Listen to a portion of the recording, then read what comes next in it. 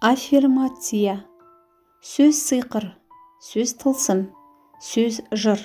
Сөз көңіліңді көтереді, жүрегіңді жылатады, күлдіреді, қуантады, қайғыртады. Сөз ашуға бөктіреді, сөз жұбатады, ғашық қылады, дұшпандық жасайды, шабыттандырып жігерлендіреді, үнжұрғаңды түсіріп кері тартады. Сөз соғыс отын тұтандырады, суырылған қылышты қынына қайта кіргізеді, көндіреді, өндіреді. Сөз тәрбие, білім, Құран, дұға, рухтың үні. Сөз нәпсіңнің тілі. Міне, сөздің құдіреті осындай. Сөздің адамға қалай әсер ететінін түсіну үшін мынадай тәжірибе жасалыпты. Залға жиналған адамдарға көздерін жұмуды және баяу айтылған бір қатар сөздерді мұқият тыңдап мағынасын түсінуді сұрағанда, ол сөз ауыр сөздер болған.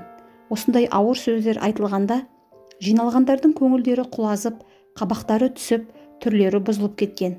Залда жағымсыз аура қалыптасқан.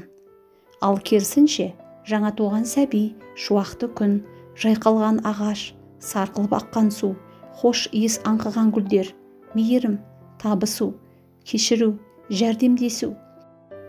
Олимпиада жүлдегері, жайнаған дастархан, достық, қамқорлық, әдемі әуен, ақша секілді жақсы сөздер айтылғанда, естігендер қайтадан жадырап сала берген. Сөздің әсері осындай. Алапат болғандықтан, қазақ жақсы сөз жарым ырыс, жылы-жылы сөйлесең, жылан інінен шығады, қатты-қатты сөйлесең, мұсылман дінінен шығады.